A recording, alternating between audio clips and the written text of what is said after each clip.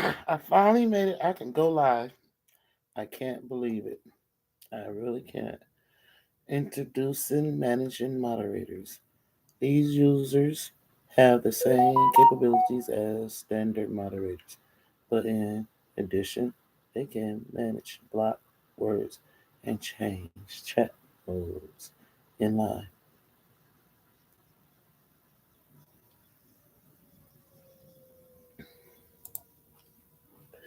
Welcome to live chat. Remember to guard your privacy.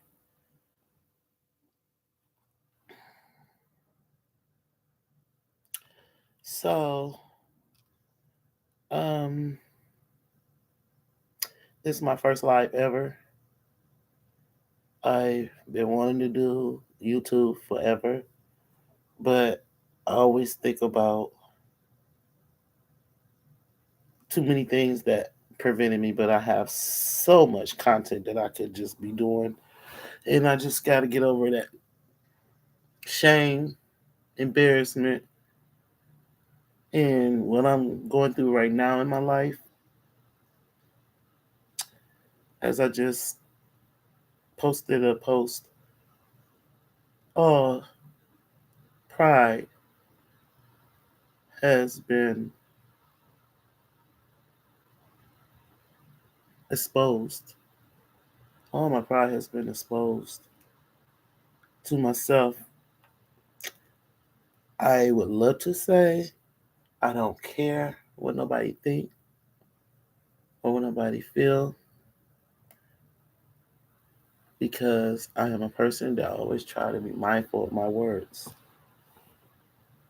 But honestly, I've grown not to care. I care just enough to keep me fair. And me being fair matters the most.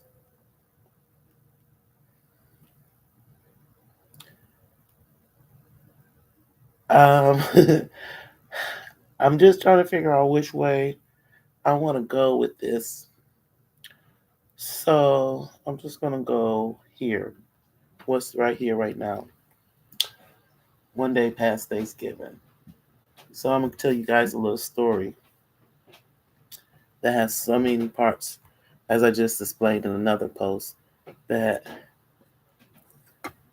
the things that have been going on in my life, if you like a visual photographic mind thinker, it would be like looking at a tree that's naked with all its branches showing. There are so many branches on this tree when it comes to having to explain or paint a picture or um paint a picture of what a person's story is.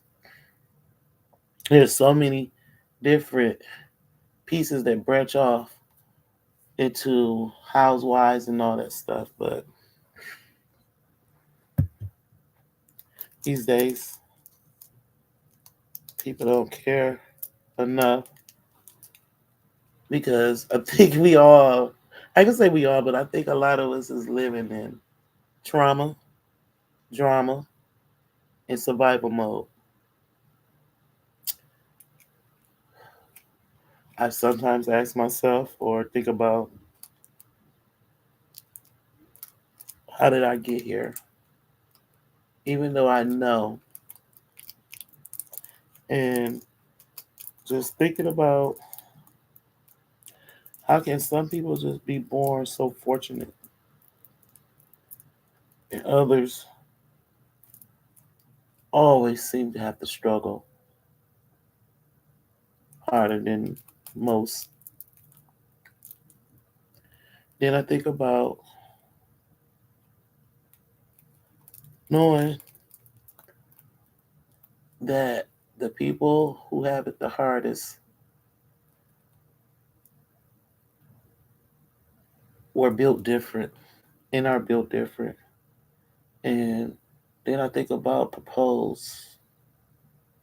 Um, what's the pros of a lot of things? Why did a lot of things have to happen without somebody actually having to do anything? Shit just happens. Excuse my French. Stuff just happens to people, or just happens in life. And some people are more fortunate than others. And then I think about, girl, you don't have no reason. I ain't gonna say no reason, but you don't have a big enough reason to be feeling the way you're feeling right now. And I'll go into that a little while later. But you don't have no reason to be feeling the way you're feeling right now, because there's people out here that have it way, way, way, way, way, way worse. Way worse.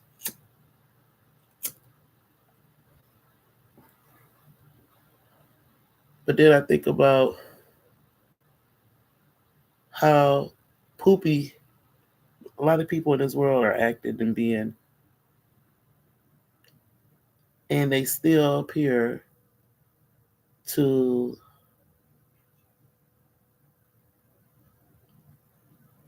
prosper.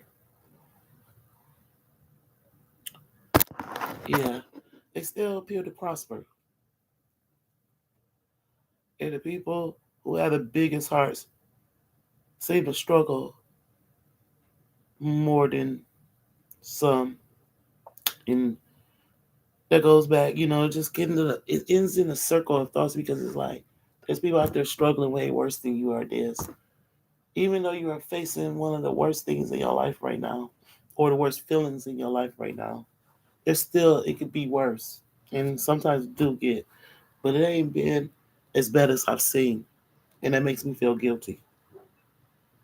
It makes me feel really, really guilty for having self pity, or thinking about having self pity. But sometimes this world will knock you around so hard.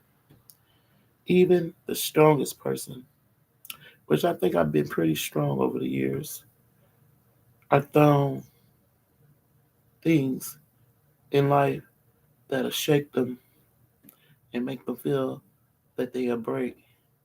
But right at this moment, then that's where that strength kick in. And at this moment, I'm feeling like you can't break me, even though in my inner conscious mind, I fear being broke.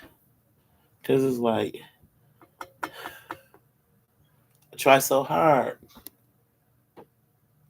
to stay as righteous as possible. And that means I check myself all the time. I'm checking myself. And I'm that person that's going to look in the mirror. I'm going to try to face, and I think I do a pretty good job. I'm trying to face the truth, even when it's ugly for me. But right now, in these days and these times, there's way too many people louder than the people that sit in the corner that feel and think like me, that is not caring about things they do or don't do that are harmful to themselves and others.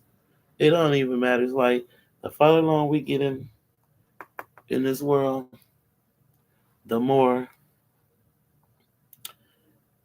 they show that the I don't know. Let me. I kind of lost my train of thought, but I didn't, because I don't want to go into that rabbit hole. But this this world is something different, especially when you seem to always have some type of drama that you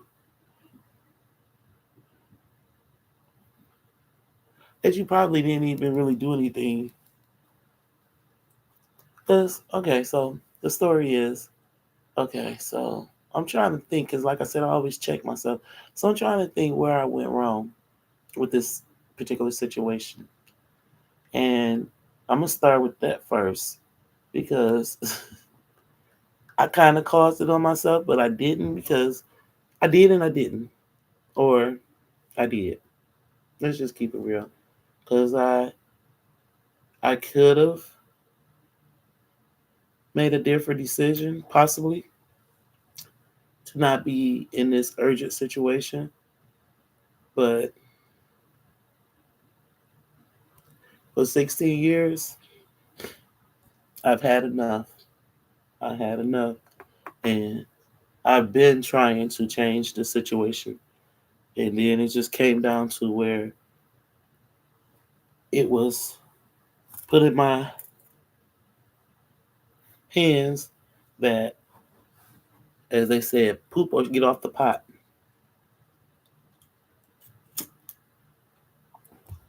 Poop or get off the pot. Now you got to make a decision, but it's not on your terms. It's on their terms. And it leaves me in a timeline crunch, a messed up timeline crunch. Living in this house for 16 years. I survived one landlord. He passed during the COVID, mid COVID. I want to say almost 2 years before COVID, he had started remodeling my basement for me, which he made a small room in the basement, a legal bedroom, and he increased the size. So that means he had to bust through the brick wall in the basement and make a egress window. And he extended the room. But um, I get into all the small details if somebody asks me. But he basically did all the work himself. Besides for busting through the brick, he hired some young guy come in here, and once he bust that hole through the wall, that man got to work, and he worked hard and diligently.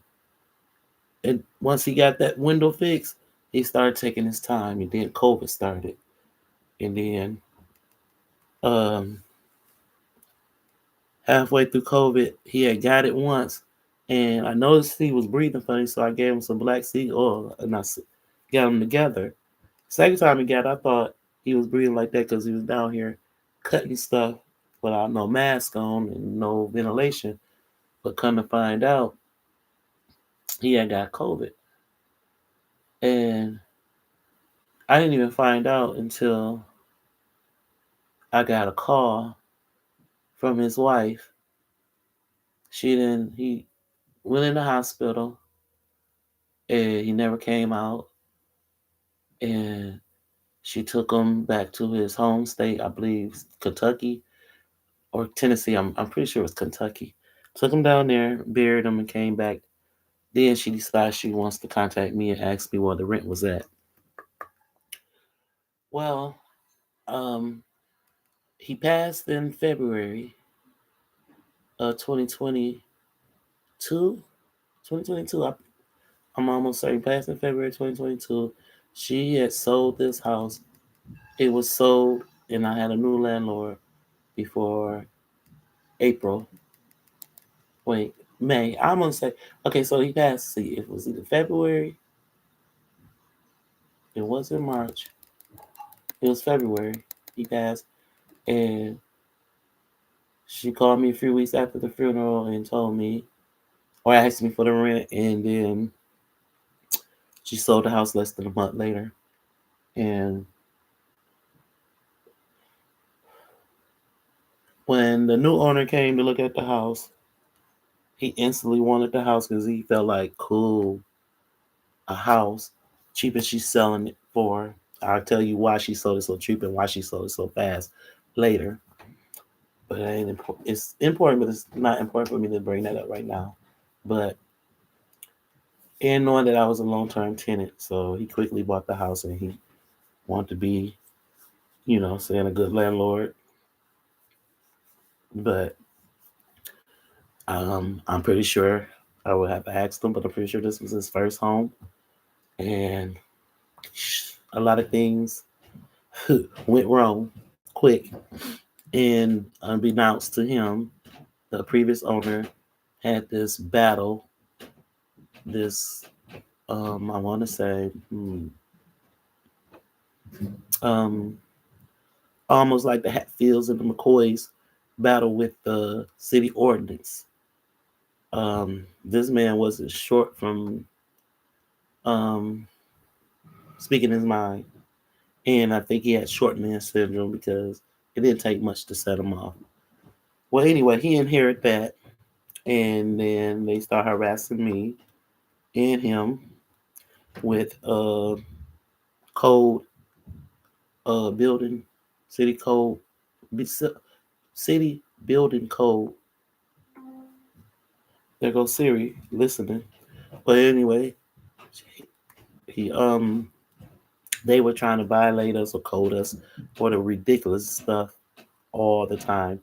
Then one of the code enforcers, and that's a whole nother branch to the to the story too, is how these people be trying to find every little way to take stuff from us all the time. They were trying to take this little neighborhood, which is in a city that is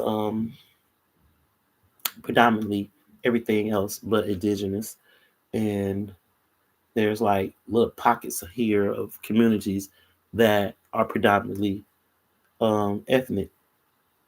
Well, I guess the city decided, or I don't know who, but somebody that had some hands in the politics of the city or whatnot, decided to do a community standards thing where I believe the whole plan was to prevent property owners from renting to underserved people and to regentrify this area and also gain possession of people who may have owned their houses out here. And the way they were doing that was basically they would they sent these code officers patrolling our neighborhood, just constantly like I don't even know how to explain it, but let me give an analogy. Basically, they was running around here like all day, every day, harassing people in the neighborhood about every little thing, and they were mainly targeting older homeowners, which they had it in the books that if they had something that the ordinance officer said was a code violation, and say for instance they weren't able to get it fixed in a certain amount of time, that the city would was able to take their houses. Thankfully, some organizations stepped up with that. But as far as the houses that were being rented by property owners, they were harassing them too, and they were harassing um, tenants of these property owners by just all kind of frivolous code violations. So me having my oldest son being um, on the spectrum, and him and his sister, that's a whole other story, two other stories, but him and his sister father had passed back in 2009, just before I moved in this house I'm in now. And I'm on I'm a woman, I can only do so much. So to get him to help, say at least keep the yard cut and the grass cut, I had asked him a few times to take the weed whacker and whack the grass around the fence because I knew that it would draw attention. Now the yard grass was cut, but I just couldn't get him to whack the grass around the fence. So this Wild Bill Hick type code inspector decided that she's gonna pull over and because she seen all that grass on that fence growing through through the fence. She decides, and this was just after COVID, after because they had stopped inspecting. Because the thing is, they inspect your home, the interior of your home, every 2 years since they started that um, community standards thing. So you have to let these people in your house every other year for them to do code inspections. So she decided this day that she's going to do an impromptu um, yard inspection. And so after she noticed the grass on the fence, she started walking around my house until she got to the back of my house. And in the back of my house, there's a patio door. And yes, I was struggling. having my sons do anything around the house, and I couldn't do it all the time. That goes into, saying some other branches of some other stories that I can get into at another time, but not right now because it's going to throw this story off. But anyway, she decided she wanted to invade my privacy rights and put her face in my patio window and looked around. And like I said, I have three sons, and getting them to do anything, it wasn't a total wreck, but I'm pretty sure it wasn't looking nice because I could have just cleaned up the kitchen and walk away 10 minutes later. It looked like a storm that went through my house. But anyway, she put her face in my patio window, looked around, and then next thing you know, I get a notice for um a request or demand for interior inspection. So this interior inspection comes. Now they coming with frivolous code violations, which they supposed to only be inspecting for building code violations. But here I'm getting what do you call it? Um, cited code cited for where's my gas can at in the backyard. My shed doors should stay closed. Like little idiotic stuff that didn't have nothing to do with the safety of the um the house, as far as say code wise building. But anyway, fast forward a year, a year and a half. Well, a year and after, so 2 years later, here comes my annual inspection, and oh, that's a whole nother story. I don't even know where to start with that one, but that was some set up stuff. It was set up. I mean, like I got some proof about how what I'm saying, because when you try to when you tell people that your rights have been violated or somebody is being biased or racist or prejudiced towards you, you get the backlash. You get ostracized. Like you the problem. But the way she did it was she put it in the system that it was a housing inspection. Uh, um yeah, a housing inspection and not a code inspection or city ordinance inspection. And after all this that happened, she scrubbed it out the system because I had got the information for I didn't get that. Could you try? I had got the information for the inspection through my housing worker, and he thought that it was a housing inspection because they were still trying to reacclimate everything from COVID too, because they both were, city ordinance and housing were behind on their inspections and stuff. And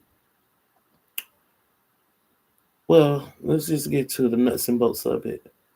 Uh, I'll never forget February 19th. He told me, and I still have it on my whiteboard to this day. February 19th was supposed to be my inspection. And how I even knew is because my landlord called me because he had got notice. He was like, we got an inspection coming up on the 19th. I was like, no. And I said, well, which one is it from? He said, I don't know. So I called. I said, well, I know that I'm due for a housing inspection because they haven't did one, and it's well past time. And I had already just emailed him and asked him about the housing inspection because I don't want to get in trouble because they're trying to find a way to blame you. Um, if they even when they make a mistake. So he told me that that inspection was on the 19th at 12 p.m. I said, "Are you sure?" And I record. Some told me to record that call, and I did. I said, "Are you sure that this is an inspection for housing?" He said, "Yeah." That's what it look. That's what it's showing in my system. I don't know why would I would see an inspection from anybody else other than us. I said okay. So I'm on all these medications. Like I don't know if you know what trimethyl is. I have diabetes, high blood pressure, and a whole bunch of other stuff. So I'm taking a handful of pills every day. And so this particular day, I knew that I had to deal with this inspector. So I took my medicine at around 9, and I said, well, I got 2+ hours or more to relax before I expect this inspector. And so I laid down, but I laid down with just if it was hot in my room, I laid down with just on socks, panties, and a t-shirt on in my bed. And the way my bedroom is, you have to cross my bed to get to my window, because that's just the way the room is made. And I don't sleep that hard. So I laid down. Next thing I woke up with my landlord calling me. Basically said that the inspector had came and left. I'm like, no, she didn't. I'm no, what I'm saying, I'm. It ain't even time yet. It was like 20, 30 minutes before 12. I said she ain't doing it. No, she already came. I'm like, no, no, she didn't. So I had already told my son. My other two sons wasn't here, but my oldest son that's on the spectrum. I said, um, I let him know. I said that the inspector was due to be here around 12. So wake me up just 30 minutes before 12. So he never did. He all he could do was when the woman came here, he let her in. So I guess she inspected the upstairs with him upstairs. Then she came downstairs without him and was inspecting the downstairs. But then she never even attempted to wake me up or alert me when she came in my room. Now, they have this big thing about you can't have locks on your doors in these houses, what I'm saying, city or um, housing authority don't want you to have locks on your door. But if I would have had a lock on my door, this could have been avoided because she had no regard to my privacy or decency.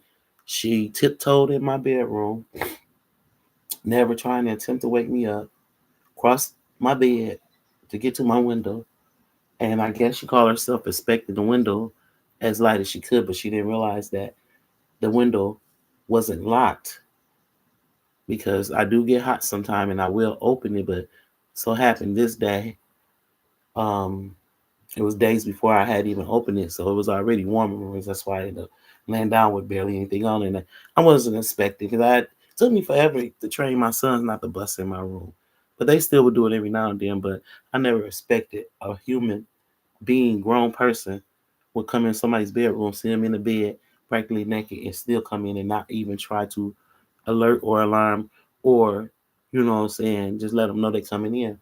But like I said, she came in, she had to go past my bedroom, past my bed with me in the bed, and I'm a big girl. So it ain't like you couldn't see me in the bed. And when I confronted her about it, because she ended up saying that she ended up giving us a violation about me not having a smoke detector in my room, which I did. She just, if she would have woke me up, she would have found out where that smoke detector was at, but she didn't care. She didn't care at all, and she wasn't trying. She was on some slick. I don't know why, but she was on some. So when I confronted her, because after my landlord called me, I kept feeling this cold air swirling around. I'm like, where's the air coming?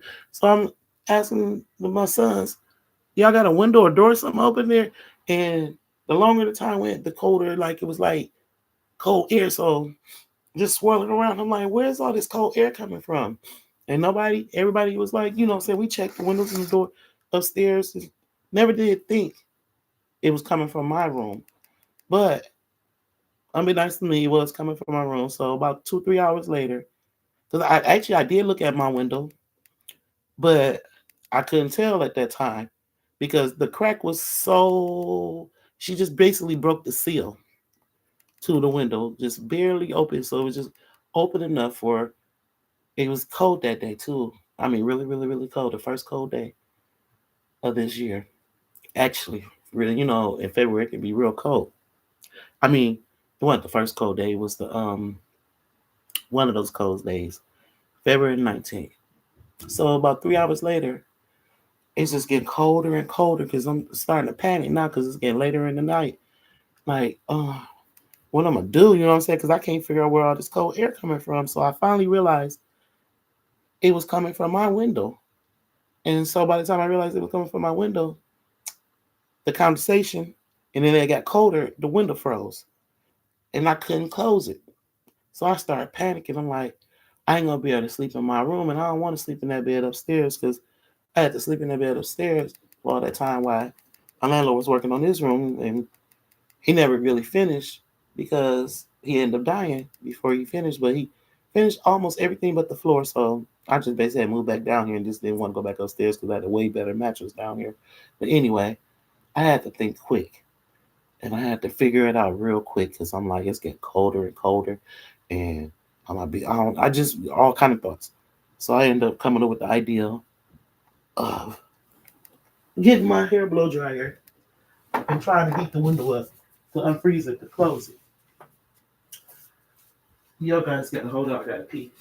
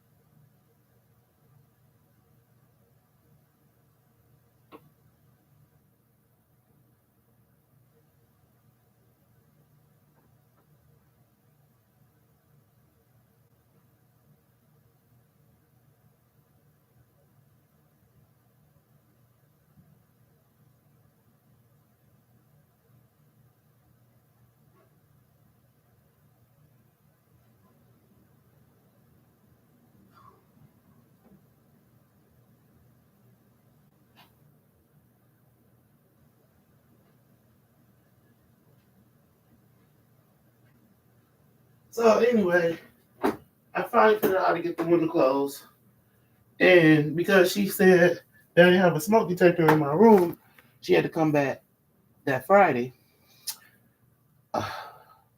So I had a plan because it's like, okay, you already put your face in my window and violated my privacy. Now you have the nerve to come to my house and do what you did. So when I confronted her, she basically said, as far as when I'm let in somebody's house, I have a right to go in any room I want to go in, regardless of what the case is. I said, but and this is a common courtesy, and this is a violation of my rights for you to come in my room with me practically naked, and then cross my bed and open up my window. I ain't open up your window, this, that, other. So I got, and I recorded the whole thing. And I'm like, are you serious? So me checking the city ordinance webpage and looking up all the stuff that y'all supposed to be inspecting versus the stuff y'all do inspect or, try to, talk to us about.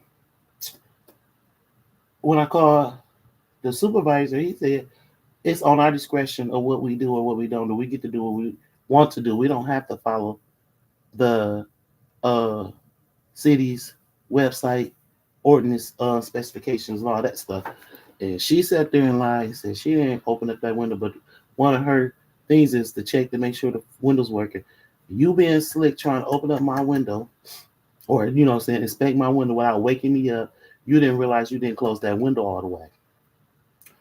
And Then your whole reason to be here 2 days after that day was to see if I had a smoke detector in my bedroom, which if you would have woke me up, you would have known there was a smoke detector in here. So it was like, what the? Why do we have to keep going through this stuff? It's like being a black person, you can never escape all these. As okay, so the best example I can say, like the intrinsic values of unpaid labor, well, the disaster of having petty moral biases thrown at you everywhere you go. But yeah, I kept you guys long enough, and um, I'm gonna end this live. If you guys want any more information about this and to follow me on my journey of having to find a new home less than 2 months of home being sold from up under you and the nightmares of Section 8 and being black,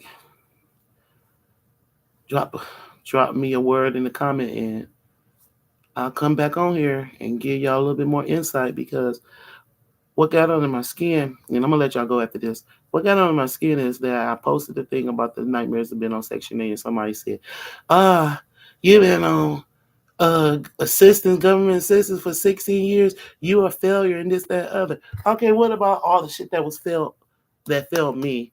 The reason why I haven't been able to flourish. Like medical malpractice and a host, a bunch of other crap.